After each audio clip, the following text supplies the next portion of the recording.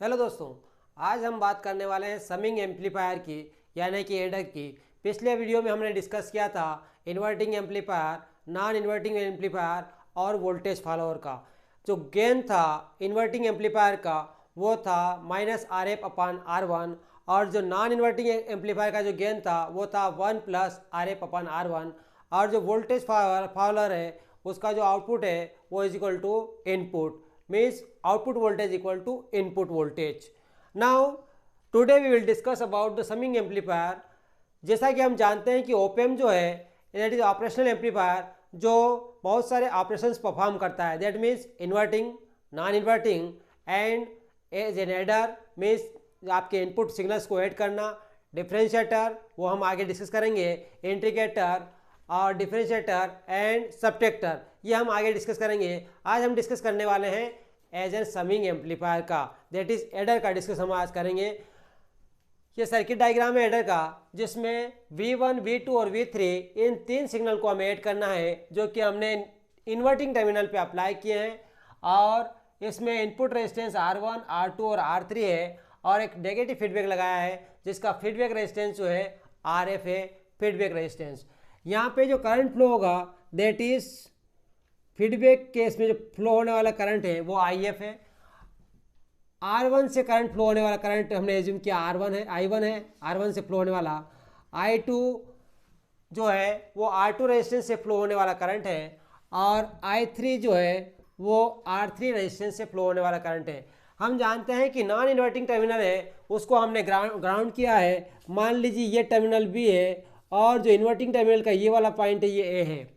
यदि इस A terminal का जो पोटेंशियल हम माने कि यहाँ का पोटेंशियल जो है VA है और इस B टर्मिनल का पोटेंशियल VB है, then as per the virtual circuit concept के अनुसार यहाँ का जो पोटेंशियल होगा वो इसके पोटेंशियल के बराबर होगा।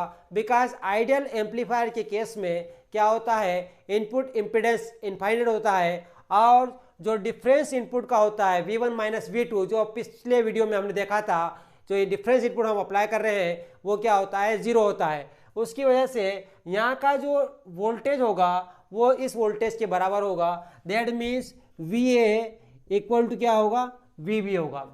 VA इक्वल टू VB और हम जानते हैं कि VB की वैल्यू जो है वो 0 है तो VA की वैल्यू भी क्या होगी, potential at A is equal to B क्या होगा, 0 होगा।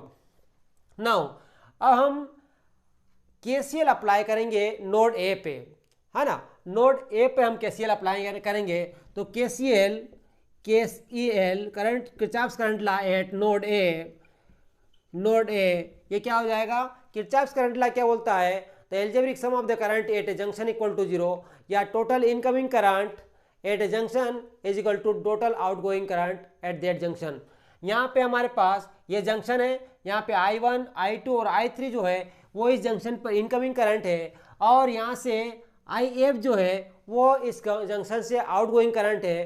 तो ये बोलना है KCL का कि किसी जंक्शन पे या किसी नोड पे इनकमिंग करंट जो है वहाँ से जाने वाली करंट में उस नोड पर आने वाली करंट वहाँ से जाने वाली कुल करंट के बराबर होती है, ऐसा किरचॉफ्स करंट लॉ बोलता है। तो यहाँ अप्लाई करेंगे तो क्या हो जाएगा, I1 एक plus I2 plus I3 equal to IF।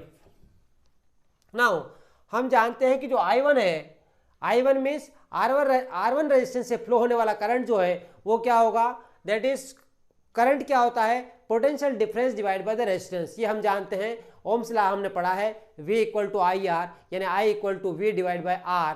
तो I क्या होगा, that is the potential difference divide by the resistance. तो इस ब्रांच का जो R1 रेजिस्टेंस वाली ब्रांच का करंट क्या हो जाएगा, V1 यहाँ का voltage minus VA divide by क्या हो जाएगा, R1।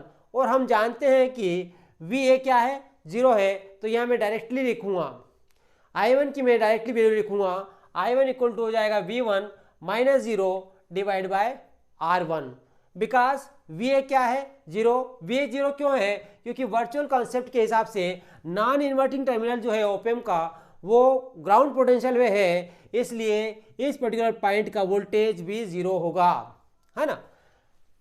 नाउ तो I1 क्या हो गया, V1 - 0 divide by R1 plus I2 क्या हो गया, V1 minus zero V2 minus zero divide by R2 plus V3 minus zero divide by R3 equal to क्या होगा आई एफ क्या होगा this voltage minus this voltage divide by this resistance means इन दोनों terminal का potential difference divide by R F. अब current हम जानते हैं कि करंट हमेशा हायर पोटेंशियल से लोअर पोटेंशियल होता है, करंट ऐसे फ्लो हो रहा है, ऐसा एजम्पशन है अपना। तो ये वोल्टेज माइनस ये voltage means V A minus V zero divide by R F होता है। और हम जानते हैं कि वी ए की वैल्यू जो है वो जीरो है, इसलिए यहाँ पे क्या होगा zero minus V zero divide by R F. It can be written as, इस इक्वेशन को हम फिर से लिखेंगे, वो क्या हो जाएगा V1 divide by R1 plus V2 divide by R2 plus V3 divide by R3 equal to minus V0 divide by RF। अब हम V0 की वैल्यू निकालेंगे तो यहाँ पे क्या हो जाएगा माइनस V0 इक्वल टू क्या हो जाएगा RF इधर चला गया equal to V1 divide by R1 plus V2 divide by R2 plus V3 divide by R3। यानी कि हमने क्या किया, ये आपका हो गया RF को मल्टीप्लाई कर दिया इधर, तो RF equal to minus V0 equal to RF into V1 upon R1 plus V2 upon R2 plus V3 upon R3, या it can be written as output voltage equal to minus RF into V1 upon R1 plus V2 upon R2 plus V3 upon R3, या फिर यूँ कहें कि minus of, या हम ऐसा या एज्यूम करें हम कि if R1 equal to R2 equal to R3 equal to ये रेजिस्टेंस R है, तीनों रेजिस्टेंस की वैल्यू इक्वल है, तो यहाँ पे वैल्यू पुट करने में क्या हो जाएगा output voltage equal to minus RF into V1 divide by R plus V2 divide by R plus V3 divide by R, यानी क्या हो गया minus RF divide by R into V1 plus V2 plus V3, that is the output voltage of the summing amplifier. इस summing amplifier का output voltage क्या हो गया V0 equal to minus RF divide by R into V1 plus V2 plus V3।